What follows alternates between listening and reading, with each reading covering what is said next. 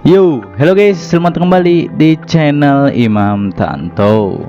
Di video kali ini tentunya bakal melanjutkan alur cerita donghua baru yang berjudul Fresh Immortal The Seven Realms. Dan ini merupakan part keempatnya ya. Dan yang belum menonton part sebelumnya silahkan cek di bawah deskripsi ya. Kita lanjut dari part sebelumnya. Ratu pun memberikan pedang es beraliansi yang sudah diperbaiki menggunakan nafas naga. Ia juga menyuruh Liangxi untuk memanggilnya seorang ibu.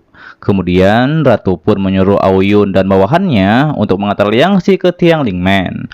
Ditambah lagi harus memperlakukan Liangxi sebagai anak dari Ratu Naga Laut Timur. 魔龙出招暗伤，我的孩子也如我龙族太子者，杀无赦。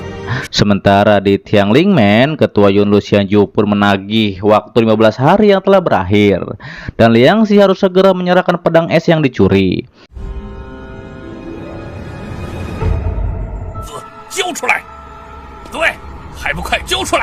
Namun dengan tegas Ketua Aoki berkata, Liangxi mendapatkan pedang es dari kalajengking api merah. Ketua Aoki juga menduga Yun Luxianju lah yang mengirim kalajengking tersebut ke hutan berduri. Tapi tetua Yun Luxianju tetap menagih pedang es milik Yun Luxianju dikarenakan batas waktu yang diberikan pada Liangxi telah berakhir.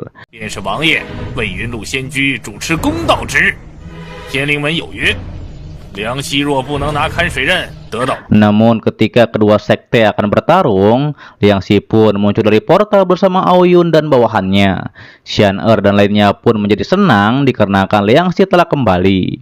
Kemudian di saat itu Liangxi pun mencari rubah kecilnya. 是梁希，他回来了。真的是梁希，你可回来了。不过这些此人不简单啊！去了东，平安回来就好。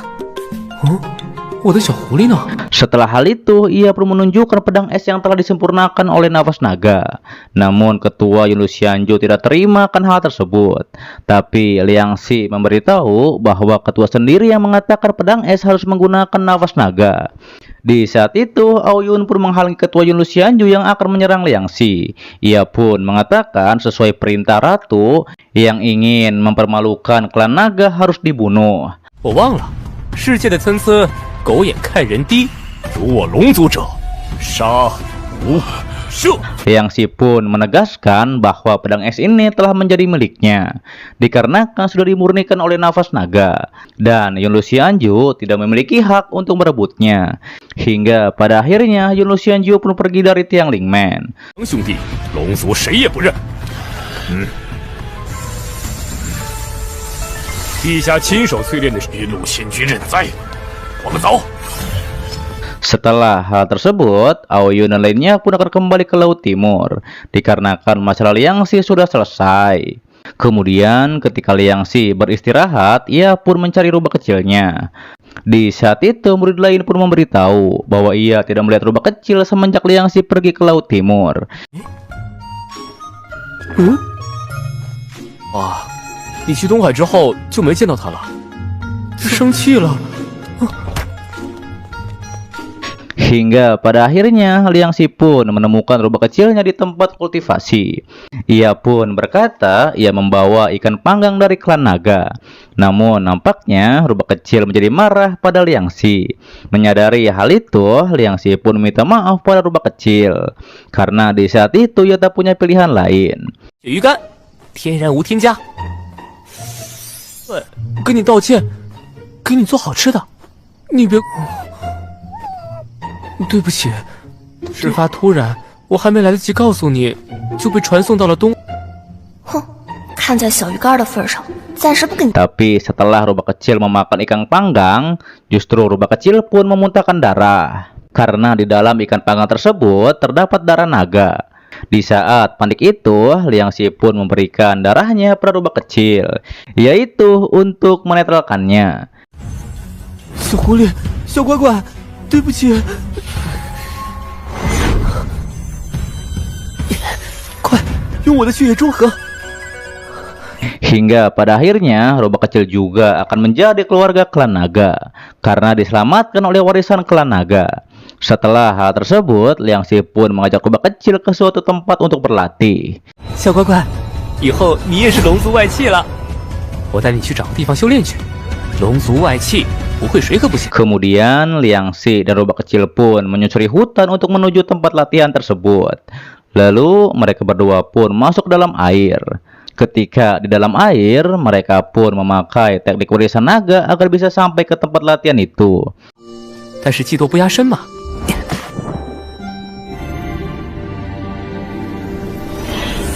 遇水术。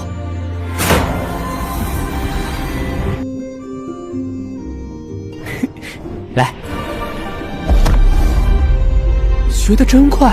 Setelah Liang Xi menemukan sebuah gua, mereka berdua pun masuk ke sana.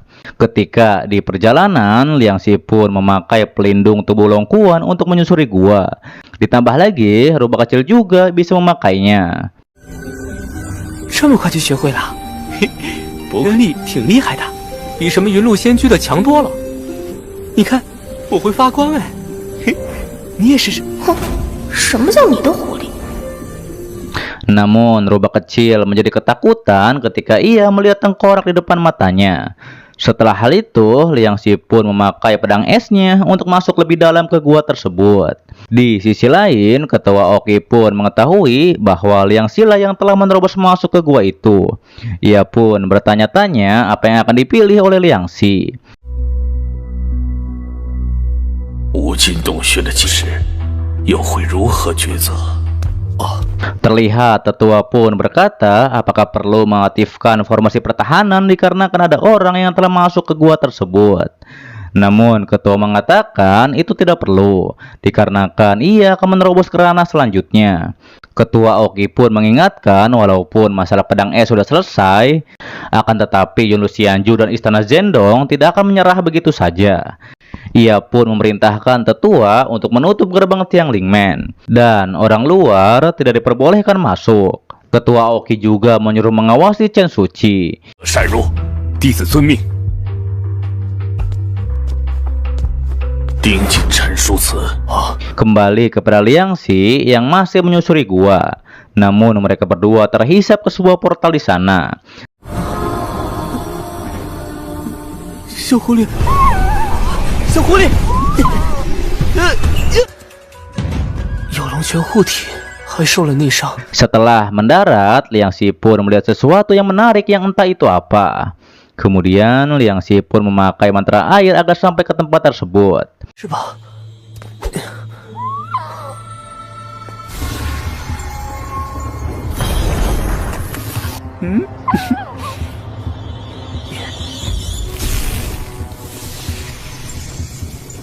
Setelah masuk ke dalam pelindung, Liang Xi pun melihat sebuah peti mati. Namun ketika penghalang sudah menghilang, Liang Xi pun melihat sebuah lukisan kuno di sana. Liang Xi pun merasa ia pernah melihat lukisan ini sebelumnya. 一角，这山不是天灵山，但我最近肯定见过。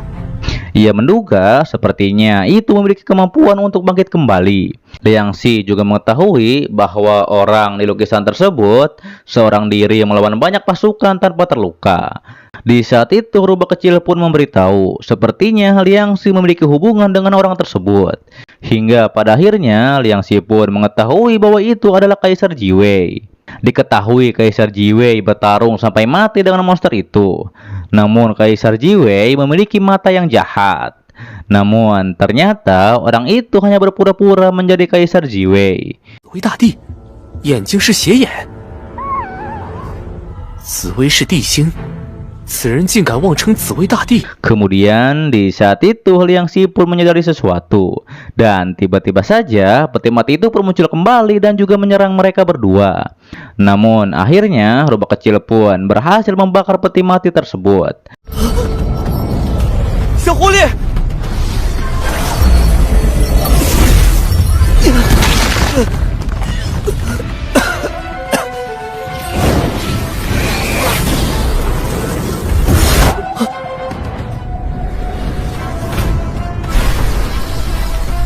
我家小乖乖可真厉害。Tapi ternyata peti mati itu takut terhadap darah. Setelah peti itu terbuka, Liang Xi pun melihat sebuah lukisan dan ternyata ialah dalangnya.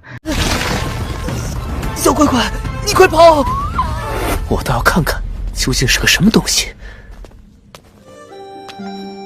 这四君神画的，果然是后来发。 Namun Liang Xi menyadari bahwa ia harus pergi ke Istana Naga, dan itu untuk menanyakan hal ini. Liang Xi juga menjadi heran mengapa tiga lukisan tersebut tidak tertera di batu. Liang Xi pun menduga Tiang Lingmen tidak mengetahui hal ini. Ditambah lagi pastinya banyak yang mengincar Liang Xi dikarenakan menemukan sesuatu. Hingga pada akhirnya Liang Xi pun memutuskan untuk kembali ke Tiang Lingmen. 还有甬道里的那些骷髅，天灵门对此处不宜久留，还是先回天灵门。 Namun ketika di jalan, Liang Xi pun bergumam. Simbol tersebut pernah ia lihat di Istana Naga waktu itu. Ia juga akan menanyakan hal ini pada ibunya. 顺便看看母后。